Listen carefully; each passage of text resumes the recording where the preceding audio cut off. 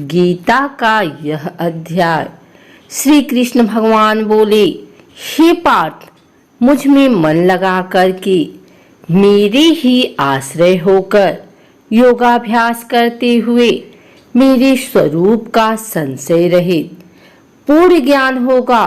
सो सुनो, विज्ञान के सहित वह पूर्ण ज्ञान मैं तुम्हें सुनाता हूँ, जिसके जानने से तुमको इस लोक में कुछ जानना शेष न रहेगा। सहस्त्रों मनुष्यों में से कोई एक सिद्धि प्राप्ति के लिए यत्न करता है, और उन यत्न करने वाले सिद्धों में से जो कोई भी मुझे ठीक से जान पाता है, पृथ्वी, जल, अग्नि, वायु, आकाश, मन, बुद्धि और अहंकार, यह 8 प्रकार की मेरी प्रकृति है। इस प्रकृति को अपरा, अचेतन अर्थात जड़ कहते हैं। और हे महाबाहो, इससे दूसरी प्रकृति चेतन है, जिसने संपूर्ण जगत धारण किया है। इन्हीं दोनों प्रकृतियों से सब प्राणी मात्र उत्पन्न होते हैं। ऐसा जानो, यह प्रकृतियां हमें से उत्पन्न हुई है। इस प्रकार जगत की उत्पत्ति और प्रलय का कारण मैं ही हूँ। हे धनंजय, धागे में जिस प्रकार मणि पिरोई जाती है, उसी भांति यह संसार मुझ में गुथा हुआ है। मुझसे परे और कुछ भी नहीं है। हे कुंती पुत्र, जल में, रस में मैं ही हूँ। चंद्रमा और सूर्य में प्रभा मैं ही हूँ। सब वेदों में प्रणव मैं ही हूँ। आकाश में शब्द तथा पुरुषों में जो पौरुष मैं ही हूँ। हे अर्जुन, पृथ्वी में जो सुगंध है तथा अग्नि में तेज मैं ही हूँ। सब प्राणियों में जीवन और तपस्वियों में तप मैं ही हूँ। हे पार्थ, संपूर्ण प्राणियों में सनातन बीज रूप मुझको ही जानना। बुद्धिमानों में बुद्धि रूप और तेजस्वियों में तेज मैं ही हूँ।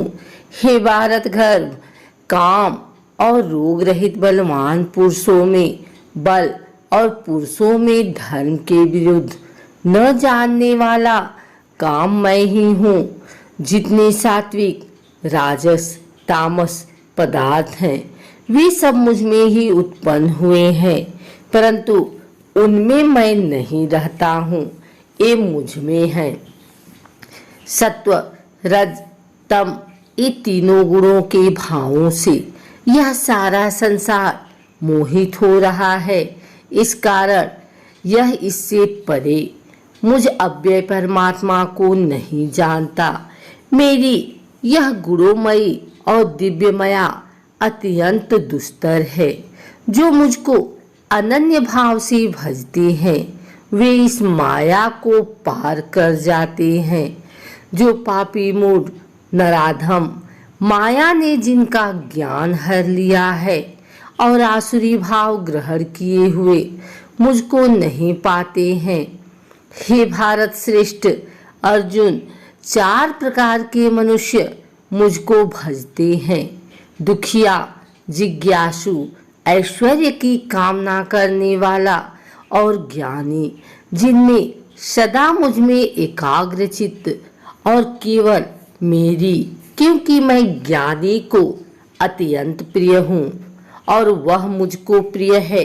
यद्यपि से सब भक्त अच्छे हैं, तथापि ज्ञानी तो मेरी आत्मा ही है, क्योंकि वह मुझ में ही मन लगाकर मुझको ही सर्वोत्तम गतिमान, मेरा ही आश्रय ग्रहण करता है। उनके जन्म के अनंतर ज्ञानी मुझे पा लेता है। ऐसा महात्मा अत्यंत दुर्लभ है। सब जगत को वासुदेवमय समझो। अपनी अपनी प्रकृति के नियम के अनुसार मनुष्य भिन्न भिन्न काम वासनाओं से अज्ञान में डूबकर उन फलों की चाहना से अन्य देवताओं के अधीन होकर उनकी उपासना करते हैं। हे अर्जुन, जो भक्त श्रद्धा पूर्वक जिस जिस देवता का पूजन किया करते हैं, उन पुरुषों की उस श्राद्ध को मैं दृढ़ कर देता हूँ। वह उस श्रद्धा से युक्त होकर उस देवता की आराधना करता है, फिर उसको मेरे ही रचे हुए काम फल प्राप्त होते हैं। परंतु उन अल्प बुद्धि वालों का फल नाशवान है। देवताओं की आराधना करने वाले देवताओं को मिलते हैं और मेरे भक्तजन मुझ में मिल जाते हैं। मेरे अव्यय अविनाशी अति उत्तम स्वरूप को न जानकर मंदबुद्धि लोग मुझे अव्यक्त को व्यक्त देहधारी मानते हैं। मैं योग माया से आच्छादित होने के कारण सबको नहीं देखता हूँ। उसमें मूढ़ लोग अनादि तथा अविनाशी मुझको नहीं जानते हैं। हे अर्जुन, मैं भूत भविष्य और वर्तमान के सब प्राणियों को जानता हूँ, पर मुझे कोई भी नहीं जानता। हे भारत, हे परतम, इच्छा और द्वेष उत्पन्न होने वाले सुख दुख आदि द्वंद्वों के मोह से जगत के सभी प्राणी भ्रम में फंस जाते हैं। जिन पुण्य आत्माओं के पाप नष्ट हो गए हैं, वह पुरुष द्वंद्व के मोह से छुटकर दृढ़ निश्चय करके मेरी भक्ति करते हैं। जो मेरा आश्रय लेकर जीवन मरण के दूर करने के अर्थ प्रयत्न करते हैं, वे पुरुष परम ब्रह्मा, आत्मज्ञान और संपूर्ण कर्म को जानते हैं। जो आदिभूत, अधिदेव और अधिज्ञ इन सब में व्यापक मुझे जान जाते हैं, वे समाधि निष्ठ पुरुष मरण काल में भी मुझको जानते हैं। श्री नारायण जी बोले, हे लक्ष्मी, अब मैं 7वें अध्याय का महात्म सुना रहा हूँ, सो सुनो। एक पटेल नामक नगर है, जिनमें शंकुकर वैश्य रहता था। वह व्यापार करने को नगर के बाहर कहीं गया। रास्ते में शंकुकर को सर्प ने डसा, वह मर गया। उसके साथ ही उसकी दाह क्रिया कर आगे को सिधारे। जब लौटकर घर में आए, उसके पुत्र ने पूछा, मेरा पिता शंकुकर कहाँ है? उन व्यापारियों ने कहा, तेरे पिता को सर्प ने डसा था, वह मर गया और यह पदार्थ तेरे पिता का है, तू ले ले। 1 करोड़ रुपया दिया और उसकी गति कराने को कहा, क्योंकि वह अवगति मरा था। उस बालक ने अपने घर आकर ब्राह्मणों से पूछा कि सर्पडसी की गति कैसी करनी चाहिए। पंडितों ने कहा, नारायण बाली करवा दो। उर्द के आटे का पुतला बनवाया, चुनिया चढ़ाई, जैसी विधि किया। बहुत ब्राह्मण जिवाए, श्रद्धा पिंड पत्तल करवाया। बाकी द्रव्य जो रहा चारों भाइयों ने बांटा। एक पुत्र ने कहा, जिस सर्प ने मेरे पिताजी को काटा है, मैं उसको मारूंगा। उन व्यापारियों से पूछा, वह ठौर मुझे बताओ जहां मेरा पिता शंकुकर मरा है। व्यापारियों ने कहा, चलते हैं। वहां ले जाकर के खड़ा किया। देखा तो वहां एक बामी है, जिसे कंदलों के साथ खोदने लगा। जब छेद बड़ा हुआ, वहां से एक सर्प निकला। कहा, तू कौन है?